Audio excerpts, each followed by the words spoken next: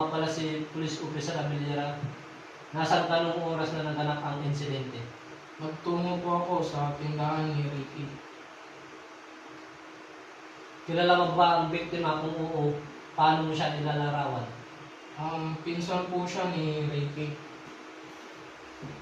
Nakita mo ba ang pagtatalo ni na Carlo Mendoza at Ricky Flores? Opo. Ano ang narinig o nakita mo matapos ang pagtatalo? Nakita ko pong nagtatalo si Ricky at Carlo po. At pagkatapos po nun, sinaksak po ni Ricky si Carlo at bigla po siyang tumakbo ng mabilis. Meron bang ibang tao sa paligid ng ilog noong mga oras na iyon? Wala po.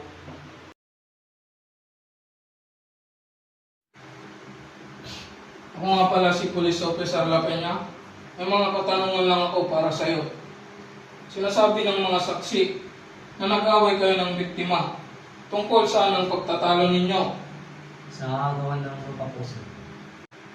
Anong oras ka eksaktong umalis sa iyong sari-sari store ng gabing iyon? 10 to 11 p.m. May makakapagpatunay ba kung nasaan ka sa pagitan ng alas 10 hanggang alas 11 punto ng gabing iyon? Wala po, sir. Mayroon ba kayong hindi pagkapanawaan ng biktima bago ang insidente? Meron po sa gawan ng lupa. Ikaw ba ang sumaksak kay Carlo Mendoza? Hindi, sir. Kung hindi, sino sa tingin mo ang gumawa nito? Hindi mo po alam, sir.